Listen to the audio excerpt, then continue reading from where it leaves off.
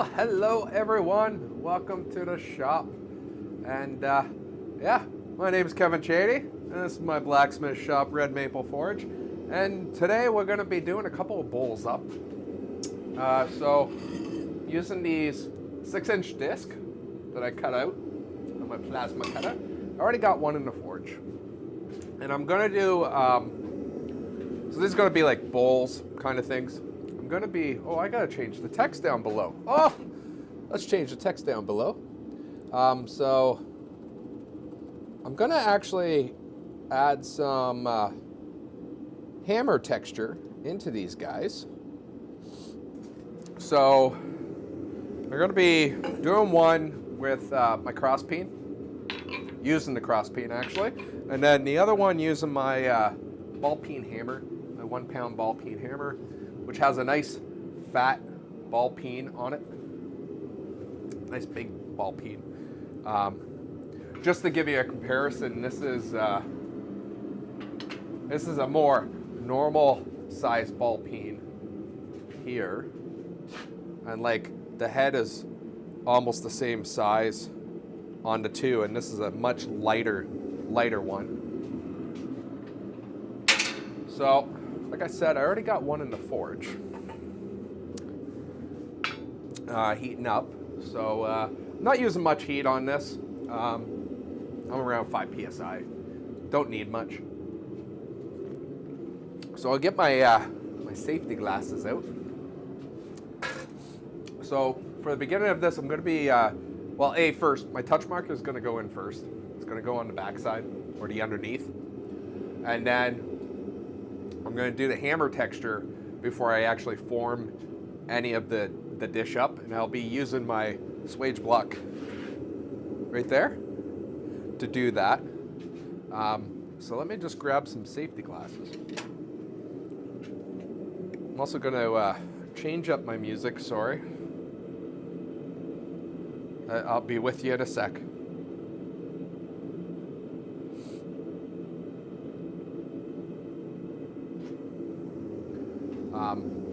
So yeah, let's, hopefully this is not going to take long to heat up, and we'll get going on it.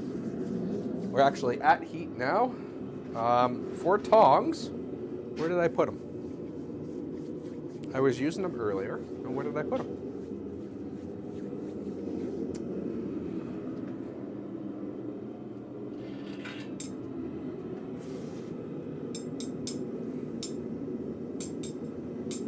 Wow, this is embarrassing. Oh, there they are. I want to use my flat bit tongs that I made a couple of weeks ago, which is actually made to hold, they don't close actually all the way, and I made these deliberately so I can hold the 1/4 inch steel that these guys are made out of.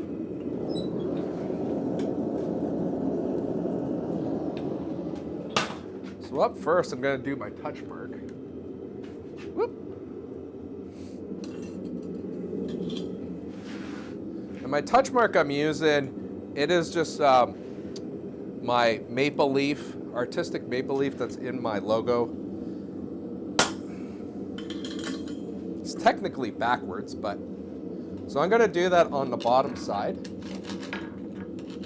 I still got a little bit of snot from the plasma cutter on here, so I'm just scraping it off a little bit. And then I'm going to find pretty well center, and I'm going to do a cross peen hit. And what I want to do is kind of make a design where it's coming out from the center with the cross peen. Apparently I'm not hitting straight today.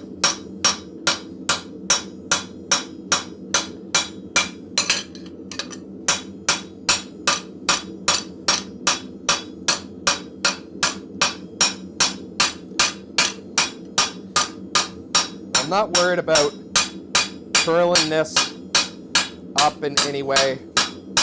If it does get a little bit too much bowed in it, like it kind of is now, I'm going to actually straighten it out before I do much more. I am working it all the way into the cold heats.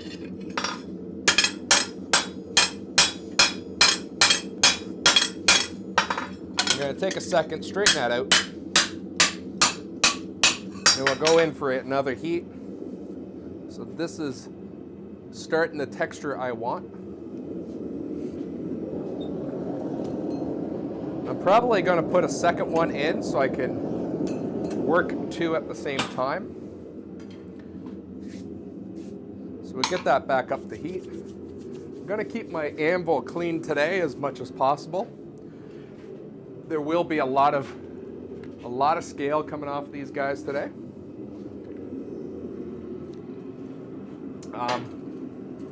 I find that with any time I'm doing sheet metal, I definitely get a lot of scale with it popping off.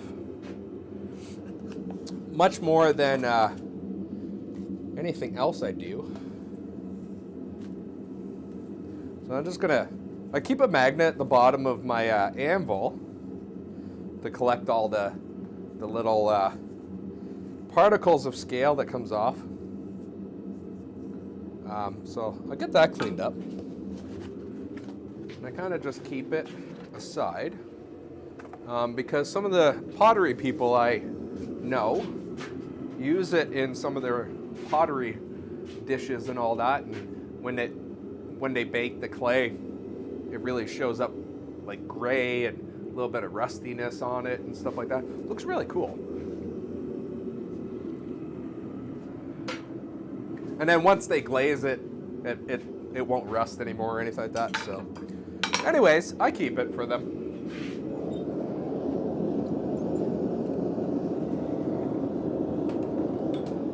So we're gonna go back. We're gonna continue working the one with the cross peen. This is probably gonna take a couple of heats.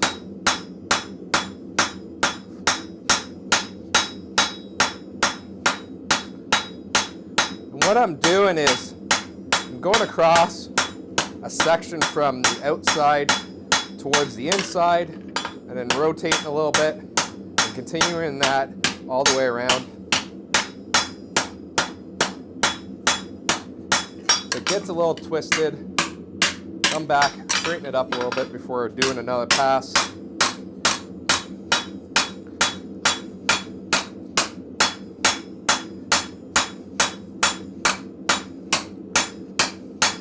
I'm going right into the cold heats with this. I'm okay with that.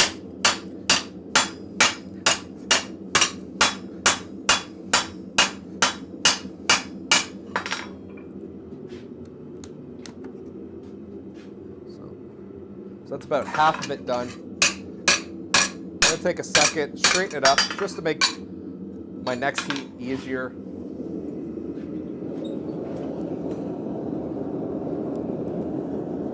And this one, what side is what? Just trying to see if there's a nicer side than the other. With my steel, my sheet steel that this was cut off from, sometimes there is scratches on it from the material handling. So I want to make sure I don't. I put the side that has deep scratches downwards. And this guy, I'm using the ball peen, and I'm starting from the center, and I'm slowly working out on my anvil. I'm not trying to curve it at this point in time. I'm just trying to put ball peen hits into the steel to give it a little texture.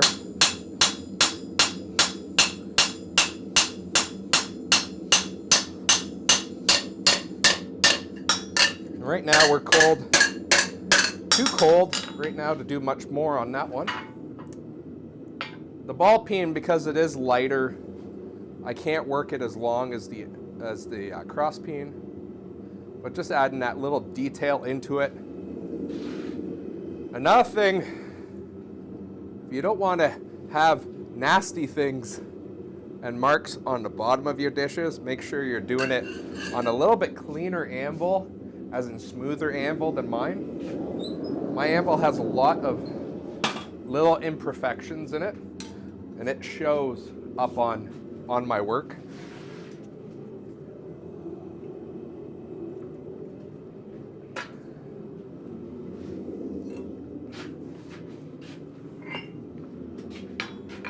Right now I'm just going to get the touch mark out of the way. I won't need it until I'm done these two. So again, I'm going to go back with my cross peen and finish this one off. I'll probably have another heat in here. I'm getting basically a quarter done with each heat.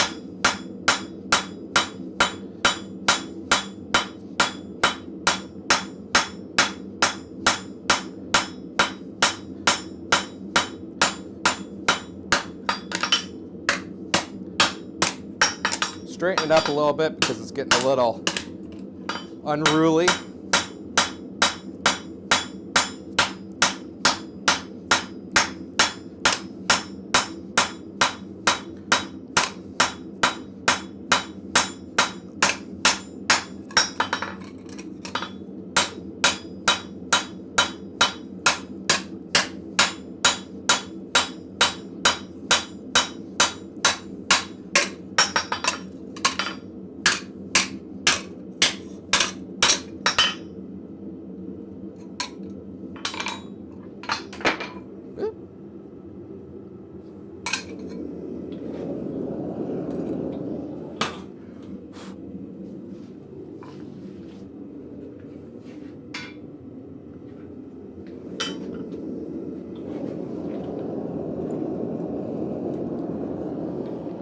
And I'm going back with the ball peen.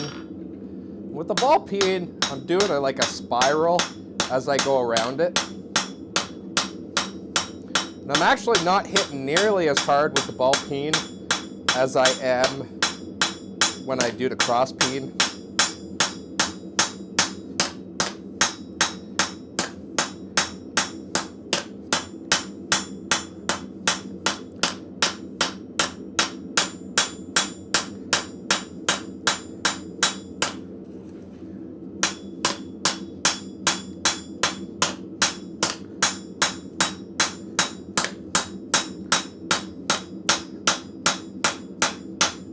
I'm just going to keep on doing spirals.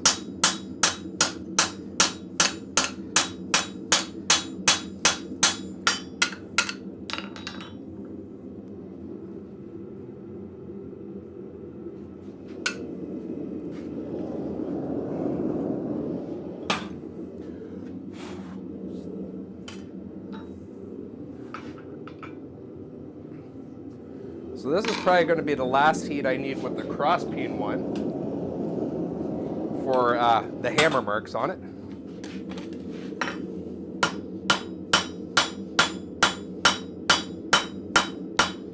And I hope the ball peen one is done next heat as well, just so I can move the camera over to my swage block.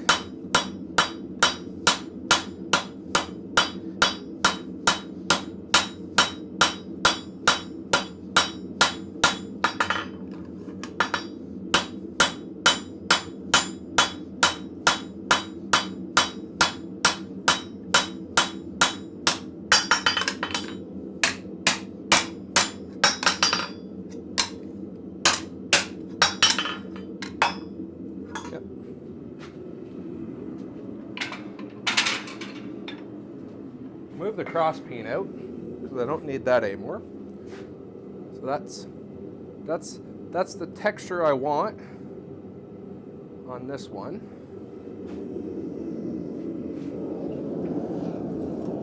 Kind of like sun flares in the center kind of thing. I don't know.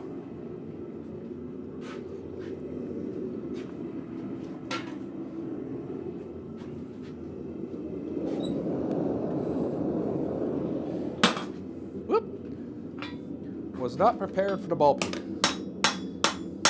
So now that I'm getting near the edge, I'm actually going to rotate this as I go around. I'm at a point where my anvil is not big enough to hold this whole piece at once.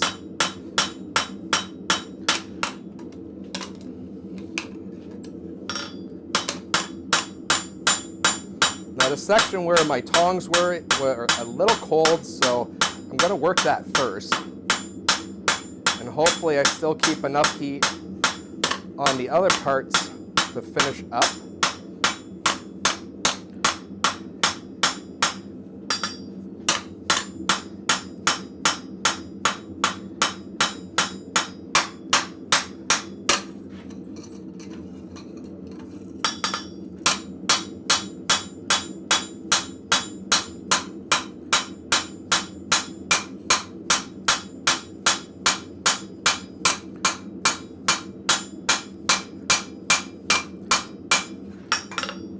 Got a little mishit on that one, a little too close to the edge. So I'm going to take some time to clean that up.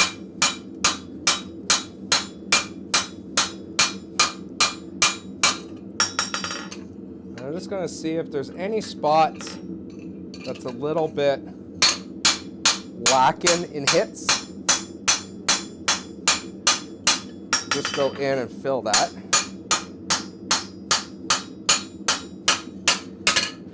I almost want it that there's barely any spots that doesn't actually have a ball peen mark in it. And I think we're pretty good on that.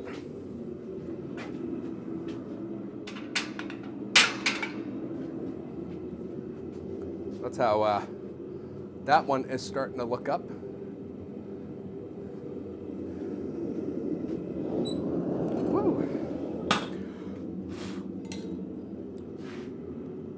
We'll get you switched over to the swage block now.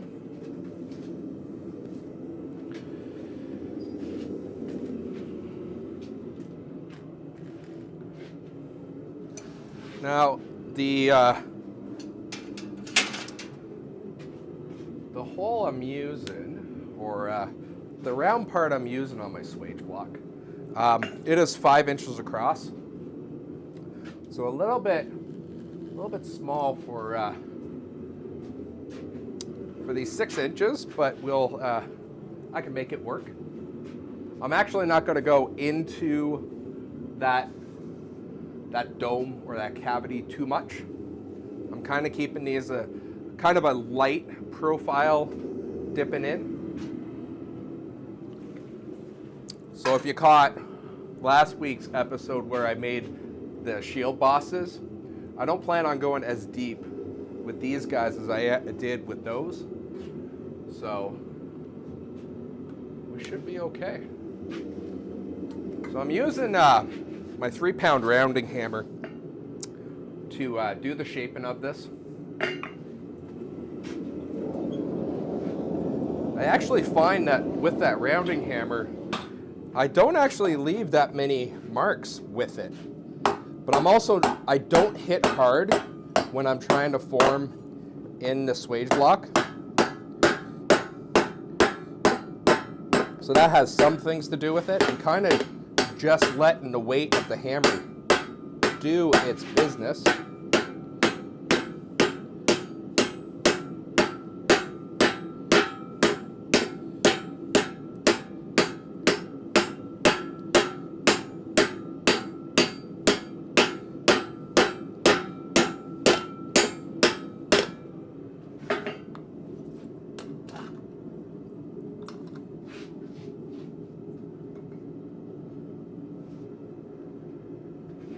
So I'm probably going to take another heat on that in addition. Woo. Then we'll go with the ball peen one, making sure that the ball peens are actually up. That one, the ball peen's a little bit harder to see when it gets so warm, because the dimples are not as deep on the ball peen one as the cross peen. So again, I'm just kind of using the weight of the hammer and not actually doing any force in my swing other than the weight of the hammer. Now with the ball peen one, it's not nearly as bad if I leave a couple of marks with the rounding hammer. because, well, it already looks round.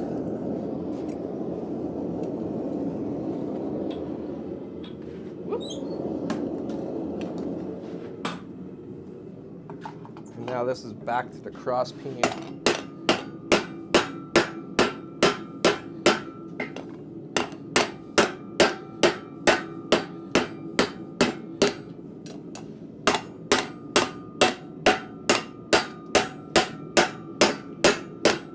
Now, if you don't have a swage block like I do, you can make your own addition block. Originally, I made my first one out of just a really hard wood and just kind of carved out a dish. Now, of course, a wood one won't last as long as, say, a steel one, but it did do quite well for a while. Other things you can use, I've seen people use bottom of gas bottle tanks, so like your oxygen or your welding gas kind of thing. They've cut off the bottom and use that as a disher. There's many blacksmiths online that actually sell them. So right now I'm just taking a look, seeing how everything is looking. I got a section that is looking a little bit out of shape. I'm coming in and cleaning that up.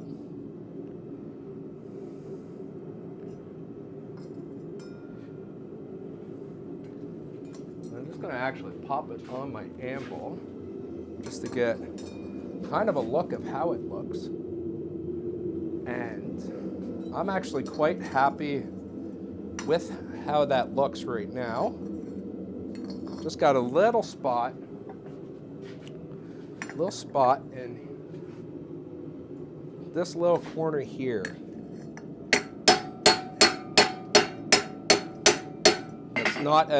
That's a little bit straighter than I want it to be. I want it a little bit more curved there. But I think overall, I'm liking the shape.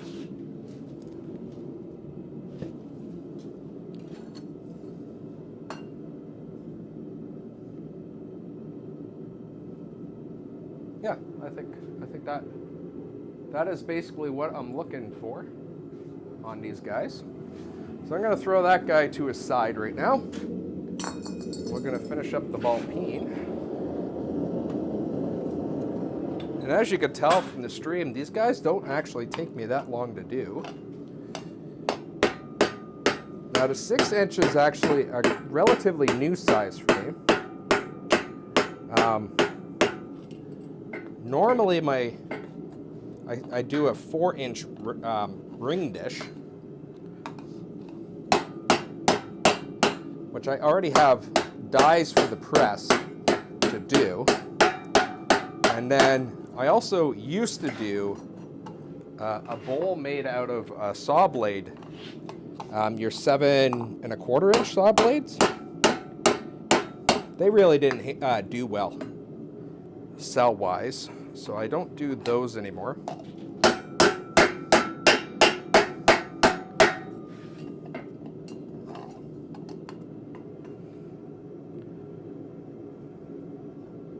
So I'm just taking a look at how the curve is doing.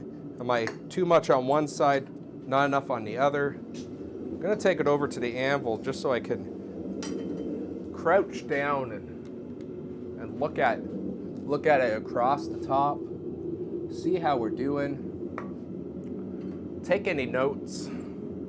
So like right now, this side needs to be curved a little bit more. I'm probably going to take another heat with this guy. I'm also seeing if there's anything that needs to be pulled back out. This side here got a little bit too much in compared to the rest. So we'll get that back in the forge. And get that all straightened out.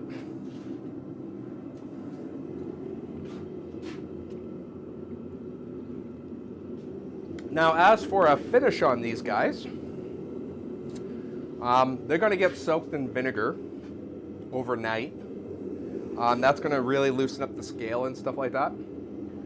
Give them a shot of wire wheel.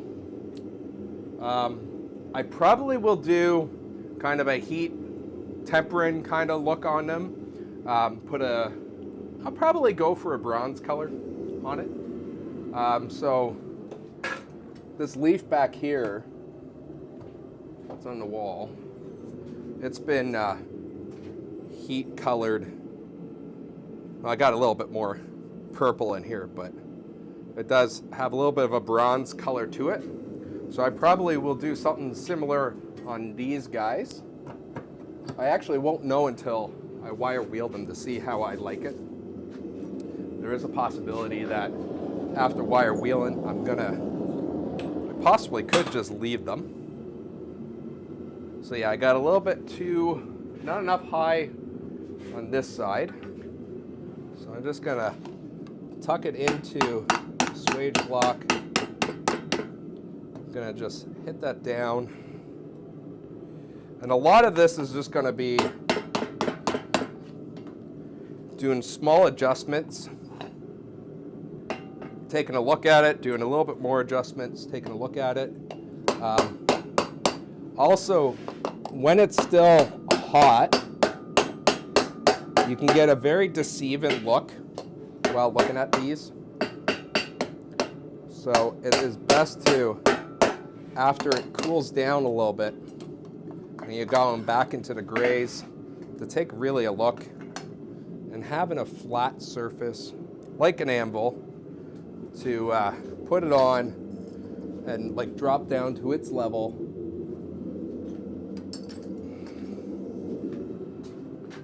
Does help.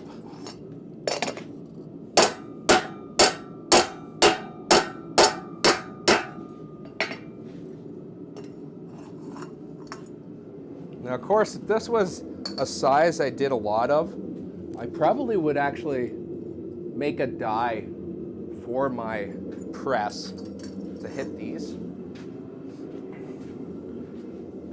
So my bottom here is not as nice as I want it to be.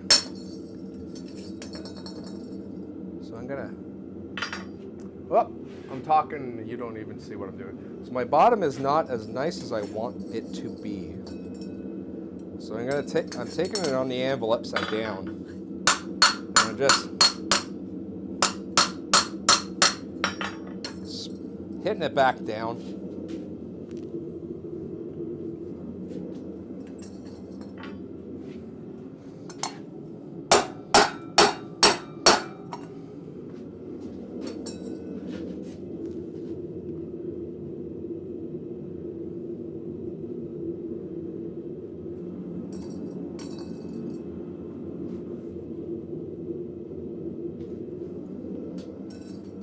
And of course, you can spend tons of hours trying to get this perfect.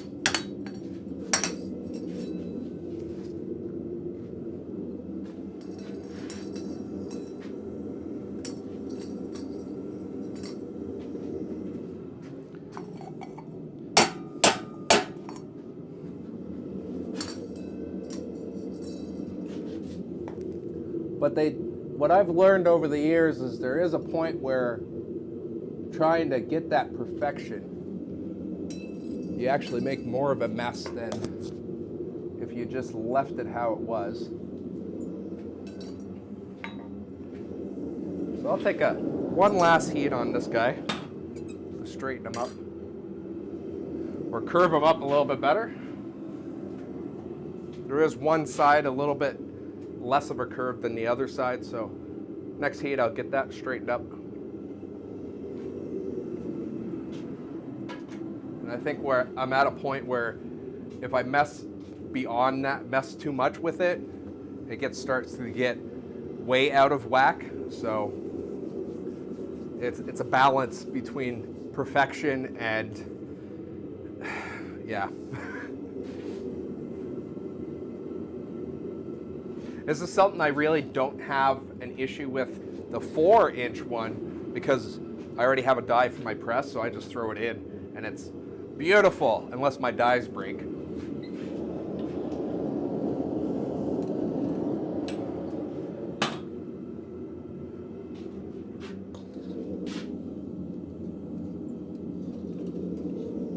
So yeah, I just got a little bit in this side here to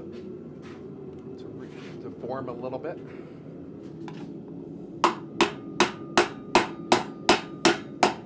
Again, I don't want to go way too much with it. It was only slightly out.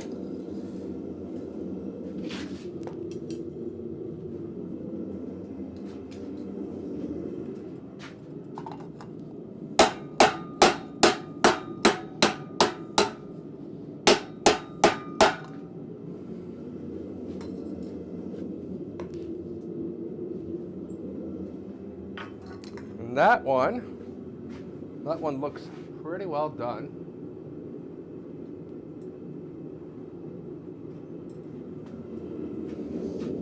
So I'll put that guy aside. And we'll see what time it is. Oh, that wasn't too bad. It wasn't too bad with time. I think I have more than enough time for another one. As you can see, like, the bowls really don't take me that long to do.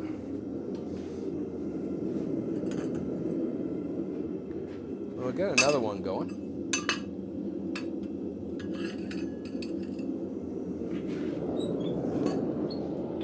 There, I'm just checking what side is the nicer side. Like I said before, sometimes with the material handling, you know, the forklifts and all that, get some good scratches on the bottom. So I kind of, anytime I'm doing addition, all that, I'll kind of look at what side looks better.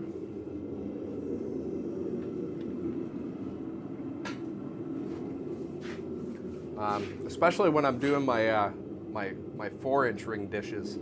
I don't actually do a hammer texture on them, so those scratches really show up like a big sore thumb when I do the dishes if I leave it on top. So I make sure I put them on the bottom, and it's not nearly as noticeable. So now with this one, what do I want to do texture-wise?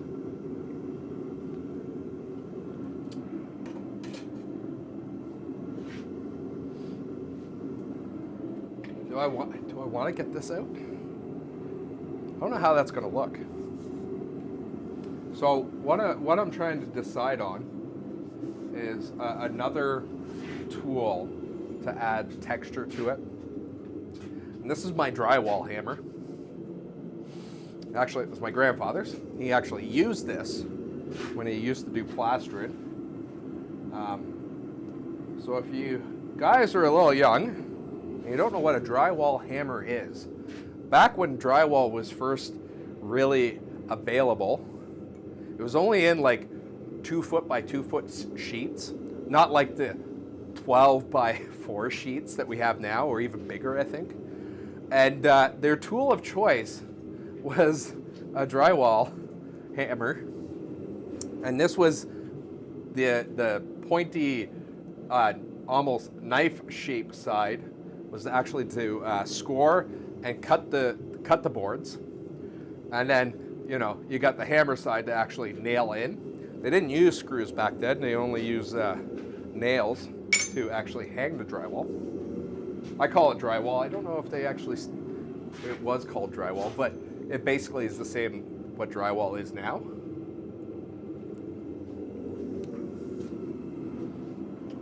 And yeah, that's my grandfather's, and I'm thinking, because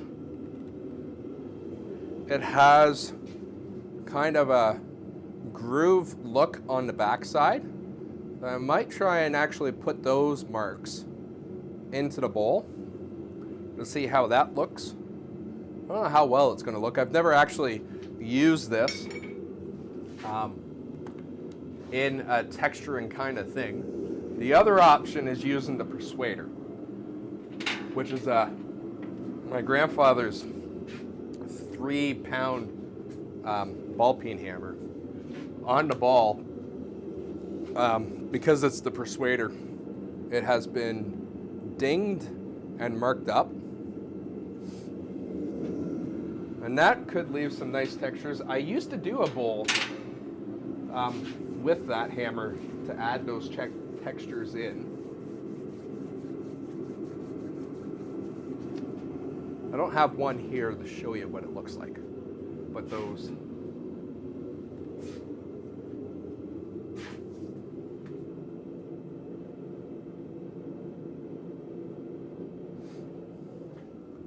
Yeah, you're absolutely right, it could. I actually used to make weeders. I know this. This is one of these old projects I did. My Yankee weeder. Or at least I know it as the Yankee weeder. And this was made from coil spring. And this is actually powder coated, back when I worked at a powder coating place. Got a couple of those floating around, I never finished. I actually have used my drywall hammer as a small hatchet at one point in time to break down kindling. I don't do that anymore because I make my own hatchets now, so I don't need to. This is going way back before I even knew what it was. I don't think my grandfather was pleased that I was doing that. So again, I'm going to do my touch mark because what's the point of doing work if you don't sign it? So yeah, I think I'm going to use the drywall hammer and see how it looks. This one I really don't want to mishit all that much because I really don't want. So apparently the head is not flat whatsoever. I should have known that. That head is not flat whatsoever. Like, it's convex in the middle. So this could be fun to try and get the marks in here. Probably because of all the nails that this has probably seen. I've lost too much heat. It could look, it looks interesting though.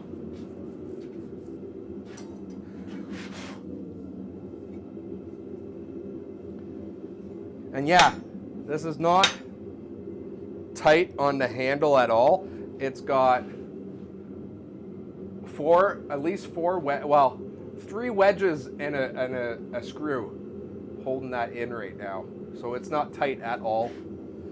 And yeah, it has kind of popped out a little bit.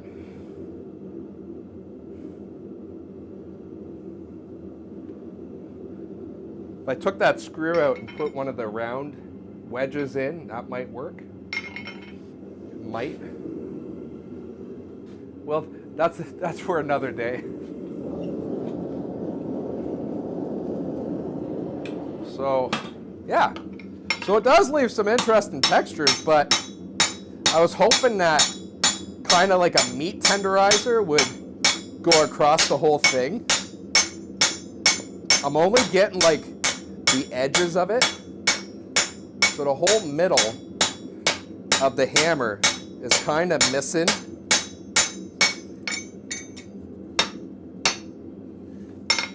And by the way, hitting down on the handle of a hammer is not the best way to reseat the head of your hammer. But what I'm doing here and for what this tool is,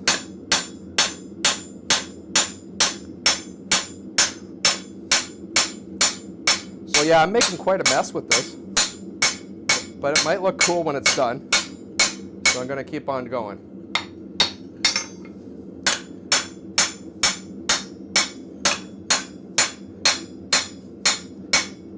I kind of resorted to just hitting on the top half, and I'm pretty sure this is not that hard of steel. definitely clean the rust off of it. Woo.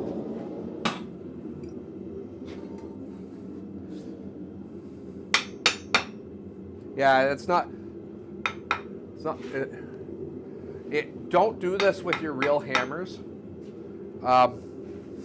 It's not good for them. It actually loosens the head even more. If you do have a hammer that's getting loose, it's best to put another wedge in, be it either a straight steel wedge or a round steel wedge. I've actually just started getting into the round steel wedges, and they're actually really good, at least the ones I got.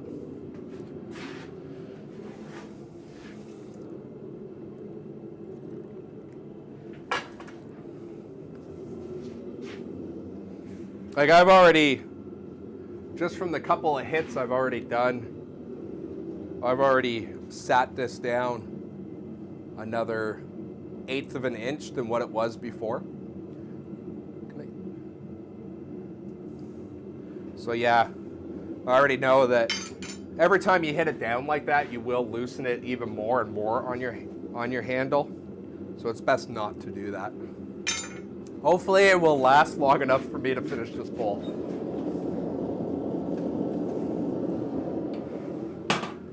And I probably will not be using this again until I do re-handle it.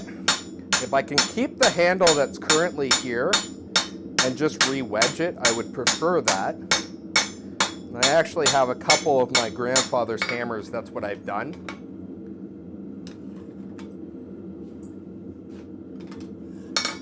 But we'll see.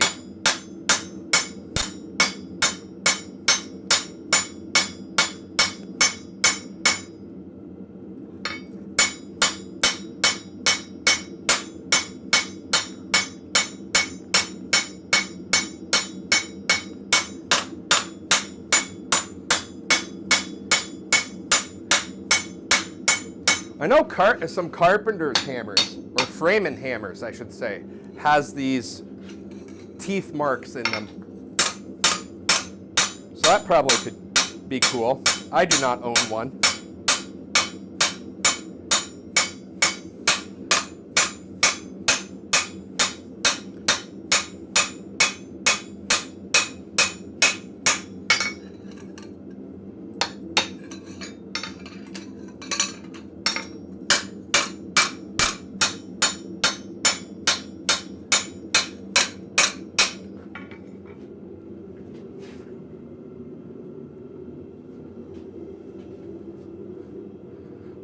So yeah, it kind of looks like it's been, I don't know what you would call that. It does kind of look like a tenderized steak right at this point in time. If a steak was a piece of steel. So I'm just going to give that one more heat just to try and fill up any spots that I didn't hit.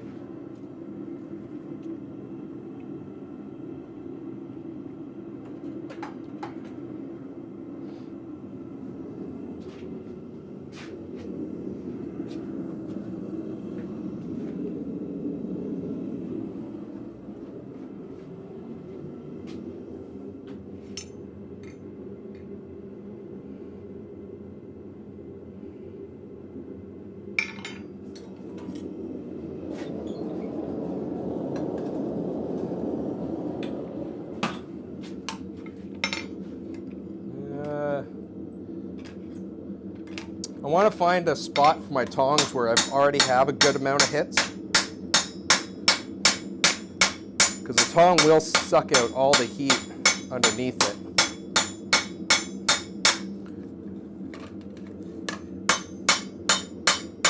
So I'm just going around in any spot where it's a little bit lacking in the meat tenderizing stage to come in and just hit it a couple more times.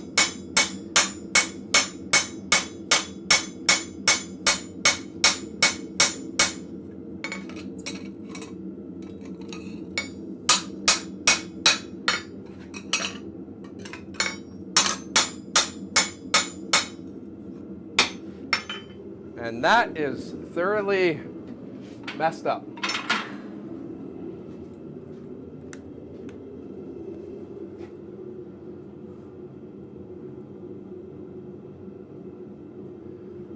This is by far the weirdest texture I've done on a bowl so far.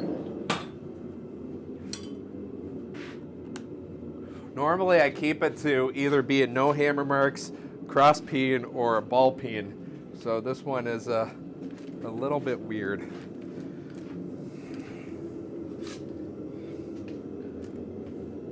And watch this be the most popular one as well.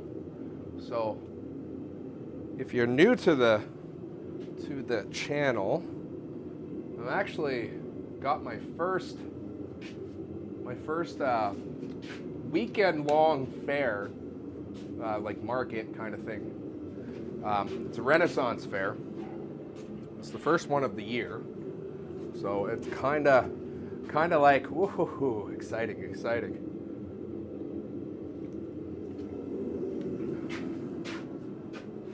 And this is going to be a new product for this year, apparently, so we'll see how it works. And I wouldn't be surprised if this meat tenderized one actually does better than the cross peen and the ball peen one. I wouldn't be surprised. It's just how things go sometimes. I've had lots of stuff where it's like, oh no, this is not going to work out.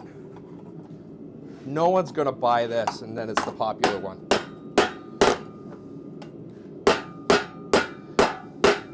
So again, I'm just kind of using the weight of my 3-pound rounding hammer on the rounding side to actually shape this. I am not going hard at all.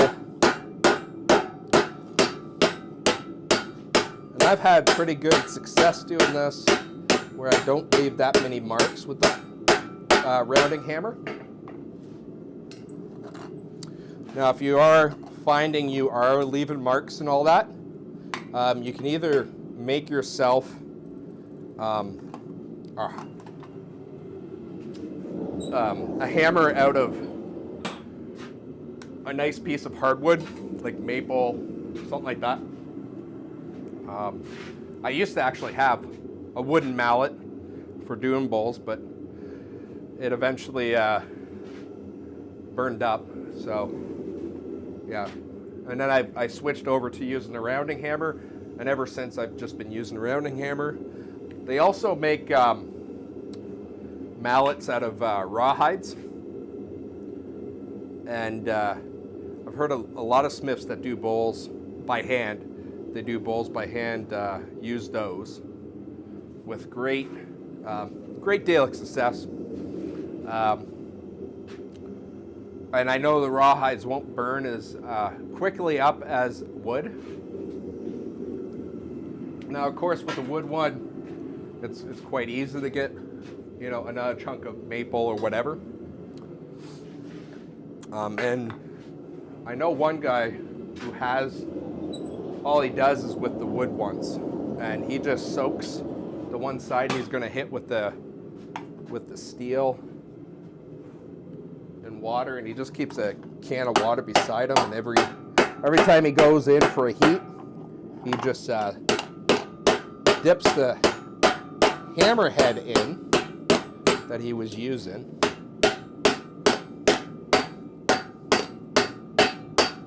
So it's pretty well many tools that could do this.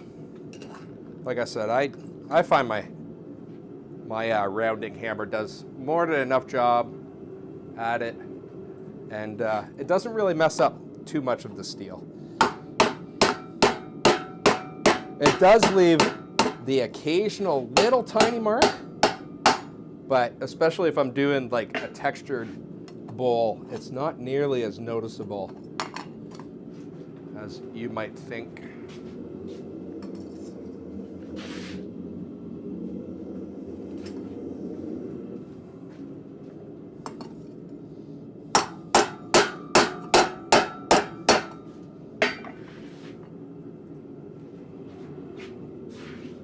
I'm just going to take it on my anvil.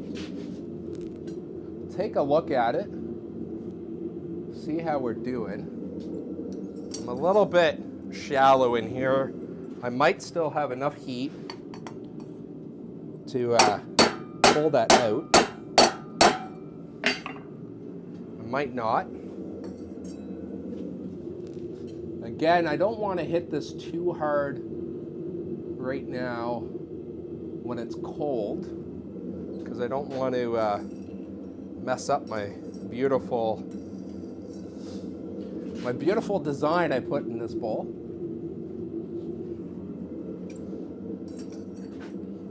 I am going to take another heat. I got one little tiny section that is a little bit more straighter than I would like.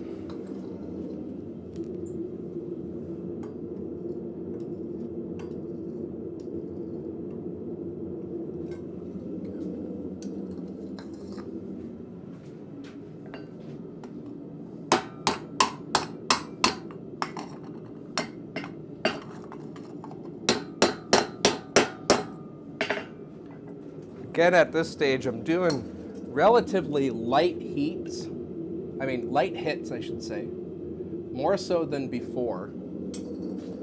And because I don't want to try to beat this in submission and make it worse than what it actually is.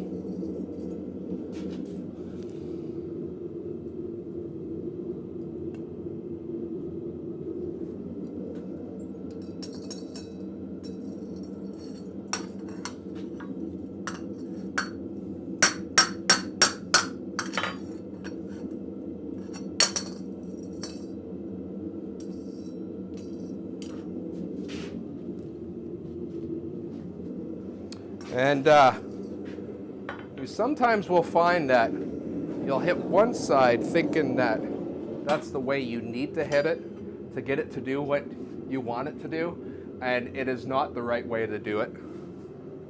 And that just comes with practice and experimenting.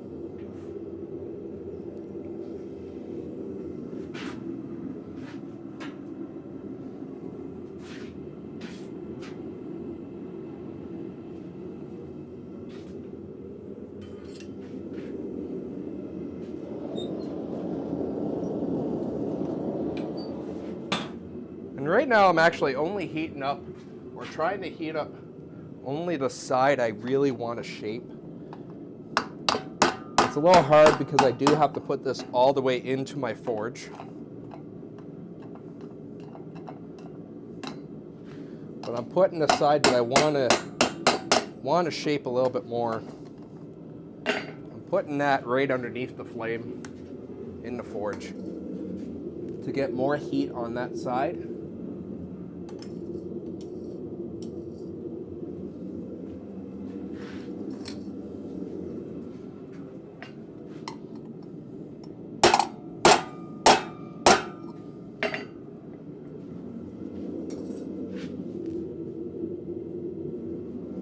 Yep, and I think that is going to be done for this guy.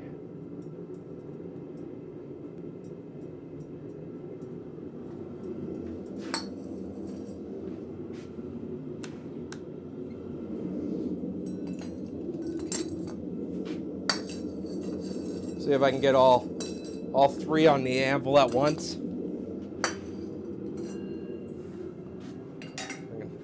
Show the difference of all of them. I don't know how well this is going to look. on the camera. So let's try it anyways.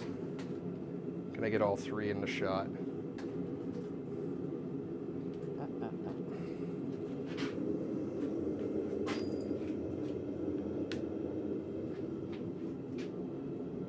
Oh, other way. That always gets me. I always want to turn it the opposite way that it needs to go.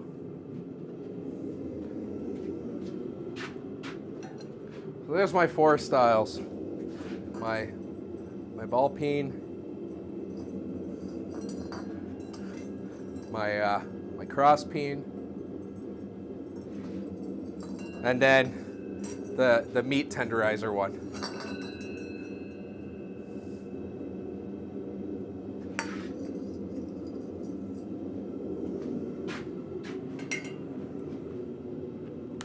So that's it. That's all I got for today.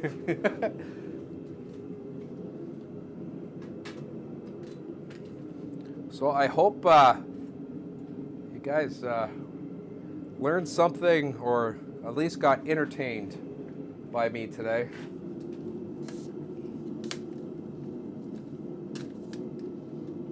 And this is actually going to be my last live stream this week.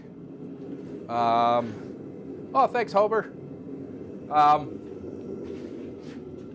Basically, as I said, I'm getting ready to do a show, and we have the fun little bit of. Okay, that's warm. Sorry,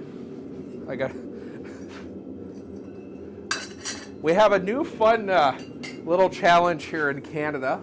Our postal service union has gave notice that they might go on strike on Friday.